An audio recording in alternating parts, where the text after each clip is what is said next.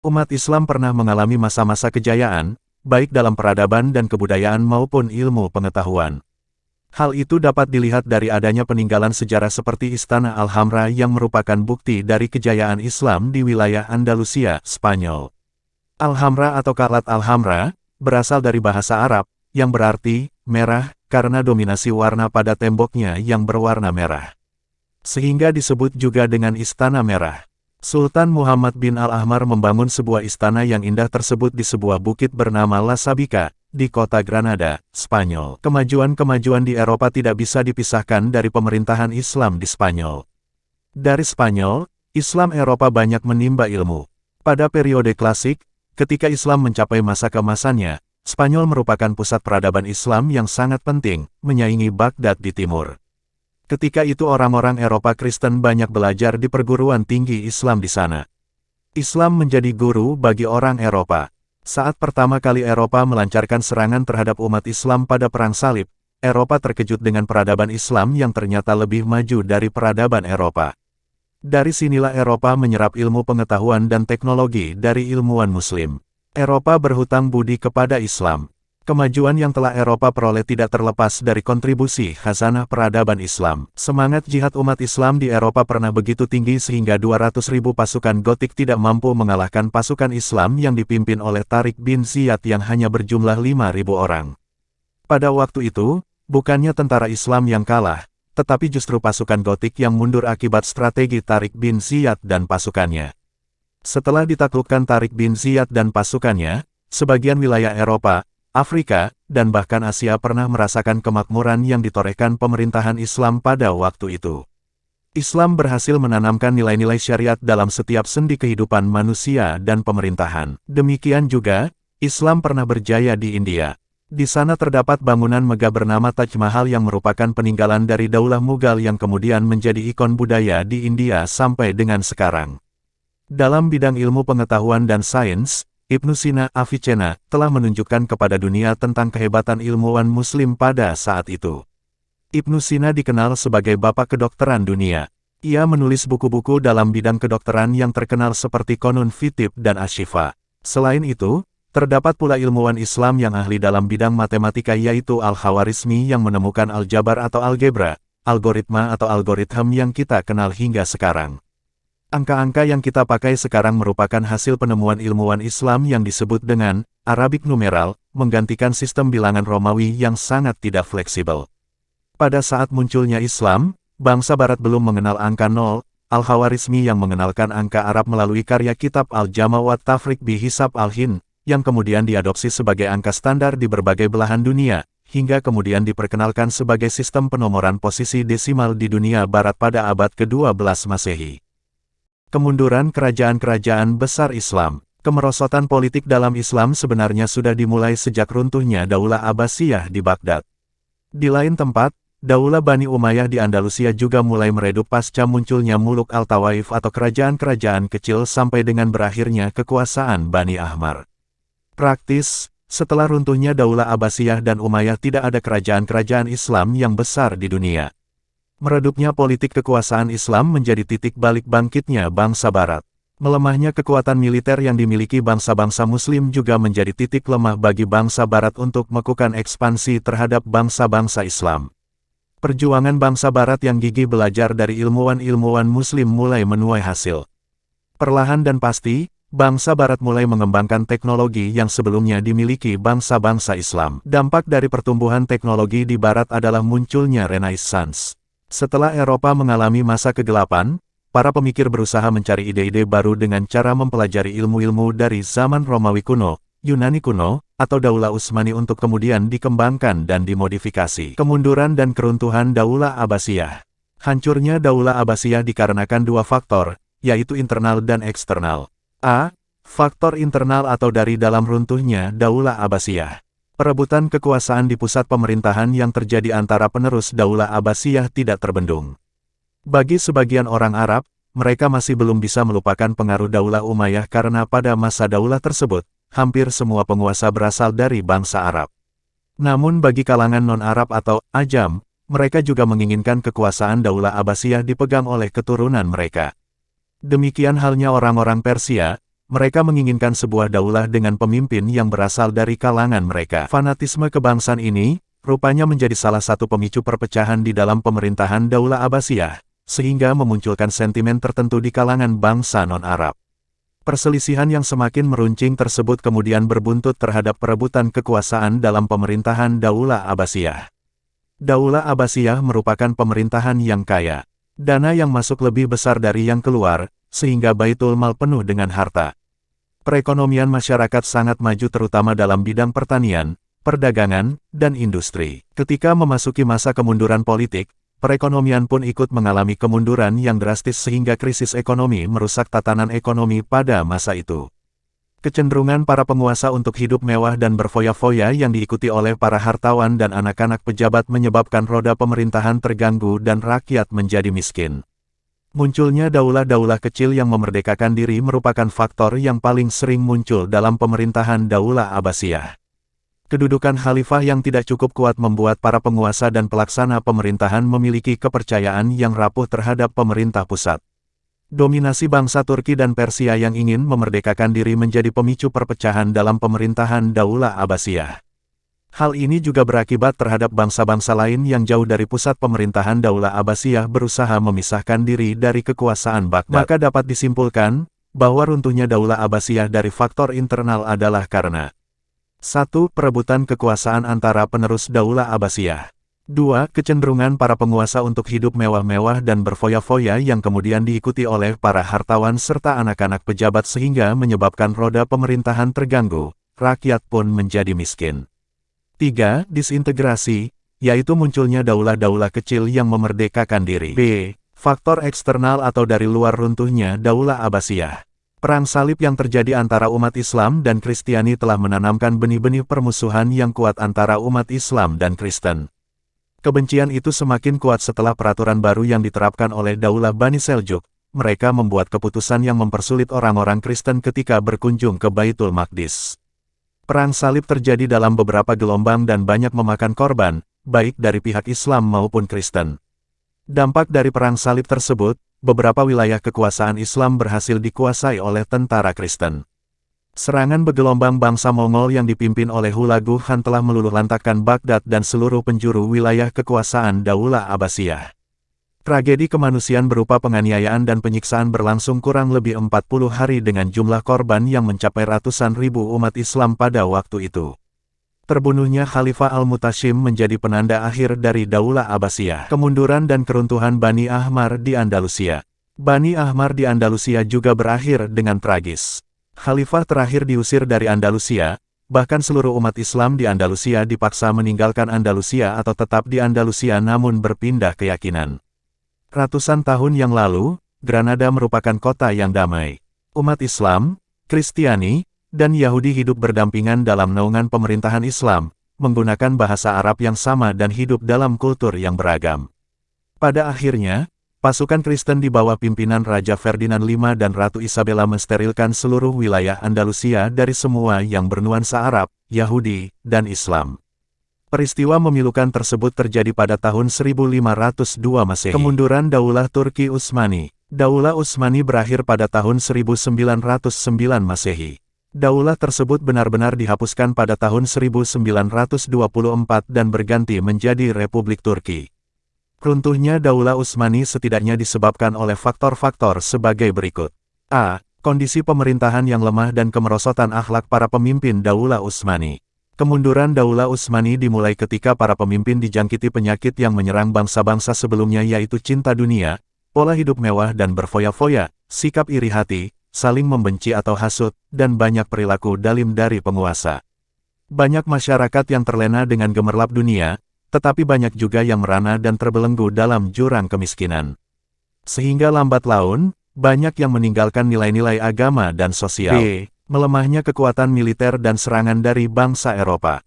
Sebelum terjadinya Perang Dunia ke-1 yang mengakhiri Daulah Utsmani, banyak terjadi upaya penyerangan dari raja-raja Eropa. Hal ini sudah dimulai sejak akhir abad 16 Masehi. C. Gerakan oposisi sekuler. Selain serangan dan konspirasi dari pihak luar, Daulah Utsmani juga mendapat perlawanan dari organisasi sekuler dan nasionalis. Dalam perjuangannya, mereka banyak dibantu oleh pihak Barat untuk mewujudkan cita-citanya.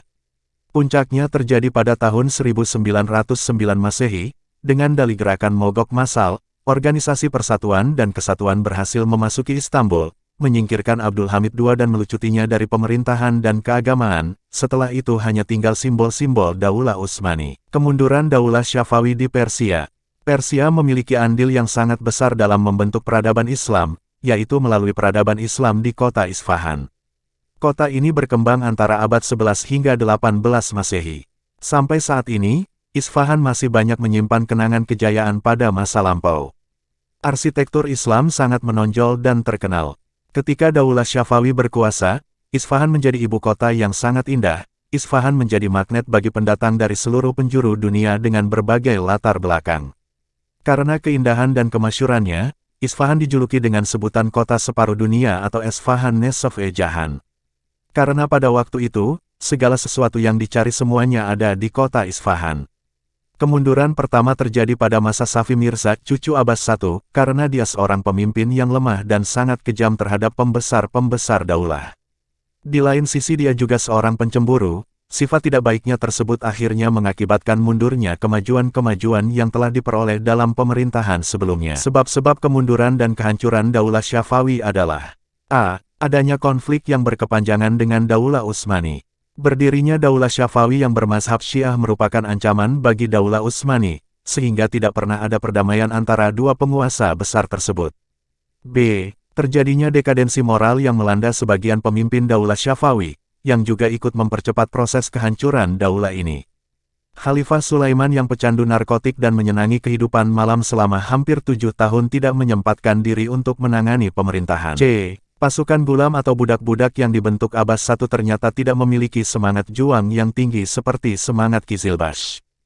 Hal ini dikarenakan mereka tidak memiliki ketahanan mental. Selain itu, mereka juga tidak mempersiapkan diri secara terlatih dan tidak memiliki bekal rohani. Kemerosotan aspek kemiliteran ini sangat besar pengaruhnya terhadap runtuhnya ketahanan dan pertahanan Daulah Syafawi.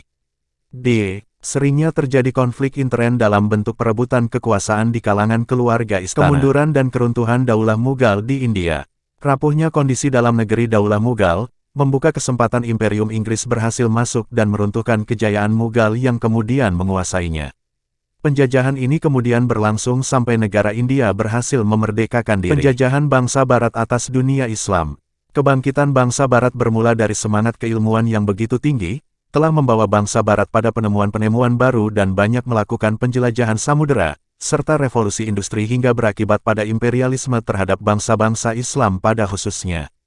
Perjalanan bangsa Barat ke Timur Tengah dimulai ketika Daulah Utsmani mengalami kemunduran, sementara bangsa-bangsa Barat mulai mengalami kemajuan di berbagai bidang, seperti perdagangan, ekonomi, industri perang, dan teknologi militer.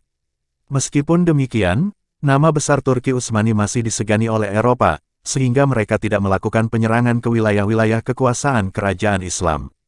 Namun, kekalahan besar kerajaan Utsmani dalam menghadapi serangan bangsa Eropa di Wina tahun 1683 Masehi, membangkitkan kesadaran bangsa Barat bahwa Turki Utsmani telah melakukan perubahan-perubahan. Meski jalur perdagangan yang selama itu menjadi jalur internasional, telah dikuasai oleh umat Islam sehingga bangsa Barat sulit melakukan transaksi-transaksi perdagangan melalui jalur tersebut. Namun setelah penemuan benua Amerika oleh Christopher Columbus pada 1492 Masehi, dan Vasco da Gama berhasil menemukan jalur ke timur melalui Tanjung Harapan pada tahun 1498 Masehi, menjadikan benua Amerika dan Kepulauan Hindia jatuh ke tangan bangsa Eropa atau Barat. Akibat dibukanya dua jalur perdagangan tersebut, maka Barat tidak lagi bergantung pada jalur perdagangan yang lama yang telah dikuasai Islam. Hal itu membuat bangsa Barat melampaui Islam dalam hal perdagangan dan perekonomian. Ekspedisi Inggris, Portugis, Belanda dan Spanyol dari abad ke-15 sampai 19 Masehi di kawasan perdagangan internasional Malaka, Gujarat, dan lainnya, telah membuka mata mereka terhadap bangsa-bangsa Islam. Di samping misi ekonomi, bangsa Barat memiliki misi politik untuk menguasai negara-negara Islam dengan menerapkan divide et impera atau politik pecah belah, yaitu penjajahan dengan cara menciptakan pemisah antara kaum bangsawan dan rakyat kecil. Demikian halnya antara satu penguasa dan penguasa negara Islam yang lain.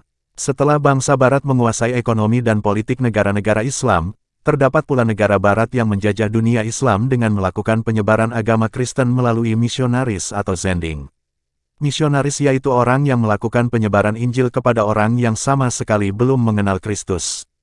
Zending adalah suatu lembaga yang bergerak dalam penyebaran ajaran Kristen Protestan. Bangsa barat yang memiliki ketiga motivasi ini adalah Spanyol dan Portugis.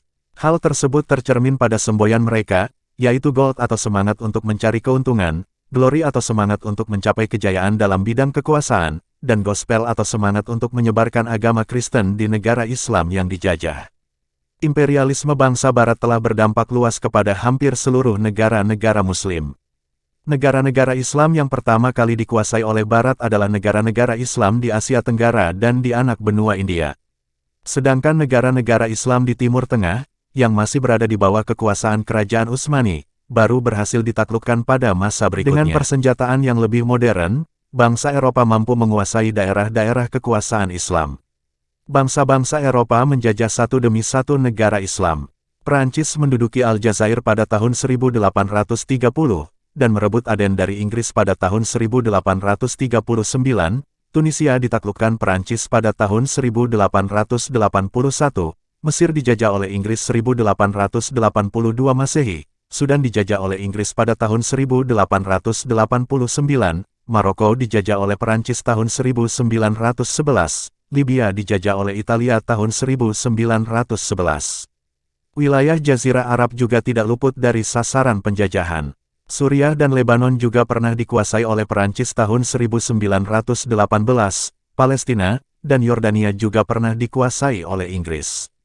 Di belahan bumi lainnya, Rusia menjajah wilayah Islam di Asia Tengah, seperti Kaukasia tahun 1834 sampai tahun 1859, Samarkand dan Bukhara tahun 1866 sampai tahun 1872, dan Uzbekistan tahun 1873 sampai tahun 1887. Hal tersebut merupakan imbas dari Perjanjian San Stefano dan Perjanjian Berlin antara Rusia dan Turki Utsmani. Demikianlah, Islam mengalami krisis berkepanjangan, ditambah rongrongan bangsa-bangsa kapitalis yang merusak seluruh tatanan politik, ekonomi, sosial dan budaya hingga moralitas bangsa-bangsa Islam. Hal ini tentunya berdampak terhadap kebudayaan dan peradaban bangsa-bangsa Islam yang telah dibangun dengan susah payah penuh perjuangan. Dinamika keislaman menjadi mati suri di bawah pengaruh imperialisme bangsa barat. Munculnya gerakan pembaruan Islam. Ketika Islam mulai memasuki keterbelakangannya, kebangkitan itu bukan saja terlihat dalam bidang politik dengan keberhasilan Eropa mengalahkan kerajaan-kerajaan Islam dan bagian dunia lainnya, tetapi terutama dalam bidang ilmu pengetahuan dan teknologi, yang kemudian mendorong munculnya gerakan kebangkitan kembali kebudayaan Yunani klasik Renaissance pada abad ke-14 Masehi dan revolusi industri antara tahun 1750 sampai tahun 1850 Masehi. Sedangkan pada masa-masa itu, Islam mengalami masa-masa kemunduran. Sampai akhirnya pada abad ke-18 Masehi muncul tokoh-tokoh yang menggagas tentang ide pembaharuan Islam. Gerakan ini muncul karena dua hal, yaitu, pertama, timbulnya kesadaran di kalangan ulama, bahwa banyak ajaran-ajaran asing yang masuk dan diterima sebagai ajaran Islam. Ajaran-ajaran ini bertentangan dengan semangat ajaran Islam sebenarnya, seperti bid'ah, khurafat, dan takhayul. Ajaran-ajaran inilah, menurut mereka yang membawa Islam menjadi mundur. Oleh karena itu, mereka bangkit untuk membersihkan Islam dari ajaran seperti itu. Kedua, pada periode ini, Barat mendominasi dunia di bidang politik dan peradaban. Persentuhan dengan Barat akan menyadarkan tokoh-tokoh Islam akan ketinggalan mereka. Syekh Amir Syakib Arslan mengungkap beberapa alasan mengapa umat Islam mundur dan sulit untuk maju. 1. Umat Islam sudah tidak benar-benar mengamalkan ajaran Islam sesuai dengan syariat, khususnya Al-Quran dan Al-Hadis. Padahal itu adalah sumber pedoman hidup kita agar bahagia dunia dan akhirat. Nabi Shallallahu Alaihi Wasallam bersabda, "Aku tinggalkan bagimu dua perkara. Jika kamu berpegang teguh kepada keduanya kamu tidak akan tersesat selama-lamanya, yaitu kitab Allah dan sunnah Rasul." 2. Umat Islam tidak mau bersatu dan terpecah belah. Padahal umat Islam diperintahkan untuk bersatu sebagaimana dalam Quran Surat Ali Imran ayat 103 yang artinya, "Dan berpeganglah kamu semuanya kepada tali agama Allah, dan janganlah kamu bercerai-berai, dan ingatlah akan nikmat Allah kepadamu ketika kamu dahulu, masa jahiliyah, bermusuh-musuhan, maka Allah mempersatukan hatimu, lalu menjadilah kamu karena nikmat Allah, orang-orang yang bersaudara, dan kamu telah berada di tepi jurang neraka, lalu Allah menyelamatkan kamu daripadanya. Demikianlah Allah menerangkan ayat-ayatnya kepadamu, agar kamu mendapat petunjuk. 3. Mayoritas umat Islam terlalu cinta dunia dan takut mati. Kebanyakan umat Islam lebih mementingkan kehidupan dunia dan melupakan akhirat. Padahal jelas-jelas kehidupan dunia ini hanya fatamorgana dan telah dicontohkan oleh generasi pendahulu Islam, mereka ikhlas betul dalam menjalankan misi sebagai hamba Allah tanpa melupakan kewajibannya untuk beribadah kepada Allah. 4. Mundurnya umat Islam disebabkan hilangnya semangat jihad. Jihad adalah perjuangan yang sungguh-sungguh yang dilakukan karena panggilan ilahi, dengan mengerahkan segala potensi dan kemampuan yang dimiliki untuk mencapai tujuan, khususnya dalam mempertahankan kebenaran, kebaikan, dan keluhuran. Dalam buku Sejarah Kebudayaan Islam, yang diterbitkan oleh Kementerian Agama tahun 2016 dijelaskan, bahwa faktor-faktor yang mendorong lahirnya gerakan pembaruan Islam adalah 1. Adanya sifat jumud atau stagnan. Sifat jumud membuat umat Islam enggan berpikir dan berijtihad. 2. Persatuan umat Islam mulai terpecah. 3. Hasil kontak dunia Islam dengan Barat. Gerakan pembaruan Islam mengandung maksud mengembalikan sikap dan pandangan hidup umat Islam agar sejalan dengan semangat Al-Quran dan As-Sunnah sebagaimana yang dicontohkan oleh ulama salafus sholih terdahulu. Pembaruan Islam juga merupakan suatu upaya untuk mengajak agar umat Islam menerapkan ajaran Islam dengan benar sesuai syariat. Setelah mengalami kemunduran justru banyak penyimpangan yang ditemukan di kalangan umat Islam, seperti bercampurnya akidah Islamiyah dengan pembaruan Islam tidak dimaksudkan untuk menambah atau merubah isi Al-Quran maupun Al-Hadits. Akan tetapi mengajak umat Islam untuk menerapkannya sesuai dengan perkembangan zaman melalui ijtihad, sehingga pembaruan Islam berbeda dengan Renaissance di dunia Barat, karena Renaissance melakukan pembaruan dengan meninggalkan peran agama. Berbagai hal tersebut di atas ditambah dengan penjajahan Barat memberikan pelajaran berharga kepada umat Islam. Dari sinilah muncul gerakan-gerakan yang berusaha untuk mewujudkan peradaban modern dengan meninjau kembali ajaran-ajaran Islam dan memunculkan pembaruan-pembaruan dalam sendi keagamaan. Selain itu, semangat umat Islam untuk mengobarkan kebanggaan Islam yang pernah jaya mulai bangkit kembali. Kebangkitan Islam adalah kristalisasi kesadaran keimanan dalam membangun tatanan seluruh aspek kehidupan yang sesuai dengan prinsip Islam. Artinya, kewajiban bagi umat Islam untuk mewujudkannya melalui gerakan-gerakan, baik di bidang pendidikan, politik, ekonomi, sosial, dan budaya.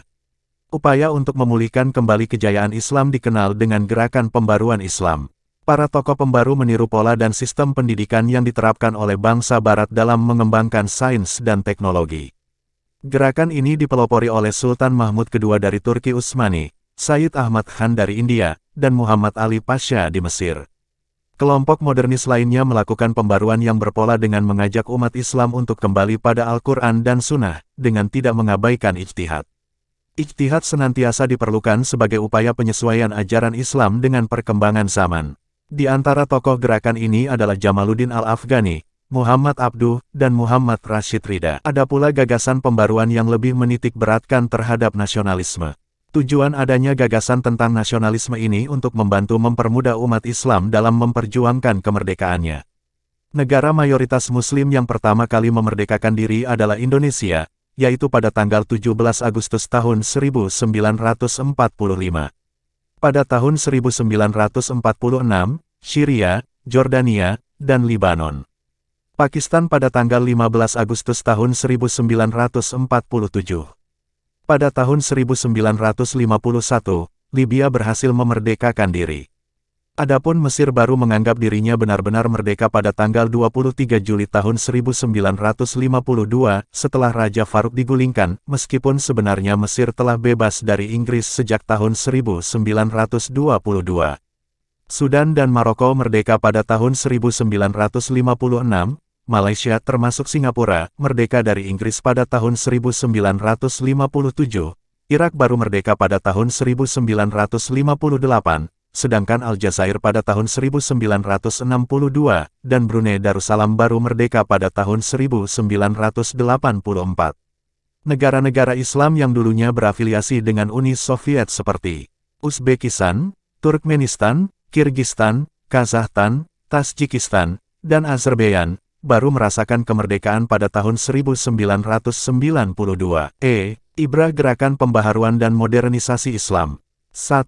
Untuk kembali bangkit dan meraih kemajuan yang tinggi, diperlukan jihad jiwa dan harta dalam membangun peradaban. Peradaban Barat dan peradaban maju menerapkan jihad untuk meraih ilmu pengetahuan. Bangsa-bangsa yang ingin maju harus mengeluarkan dana dan sumber daya yang besar. 2. Umat Islam hendaknya bangkit dan menyusul bangsa-bangsa yang maju. Namun demikian, untuk maju harus dengan tetap berpegang teguh kepada agama. 3. Mempelajari sejarah perkembangan Islam pada abad modern, dapat disikapi dengan sejarah tersebut dapat memberikan ide dan kreativitas tinggi, untuk mengadakan perubahan-perubahan supaya lebih maju dengan cara yang efektif dan efisien. 4. Problema-problema masa lalu dapat menjadi pelajaran dalam bidang yang sama pada masa yang selanjutnya.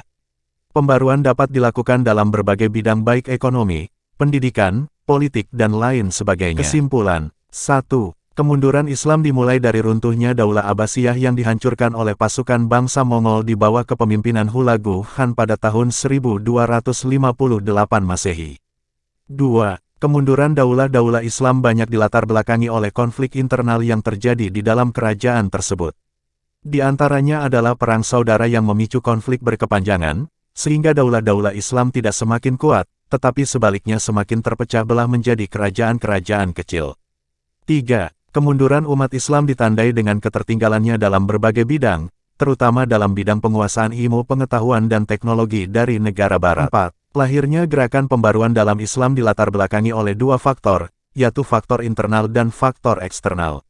A. Faktor internal meliputi, umat Islam sudah tidak benar-benar mengamalkan ajaran Islam sesuai dengan Al-Quran dan As-Sunnah. Adanya sifat jumud, hilangnya semangat jihad dan terpecahnya umat Islam. B. Faktor eksternal meliputi imperialisme Barat dan kontak atau konflik politik dunia Islam dengan dunia Barat. 5. Gerakan pembaruan Islam bertujuan untuk memurnikan kembali ajaran Islam dan mengajak umat Islam untuk bersatu kembali menjadi umat yang maju sesuai dengan perintah Al-Quran dan Sunnah Rasul. 6. Ada 3 pola pemikiran pembaruan Islam yaitu pola pembaruan Islam yang berorientasi pada pendidikan modern, pola pembaruan Islam yang berorientasi pada sumber Islam yang murni, pola pembaruan Islam yang berorientasi pada nasionalisme.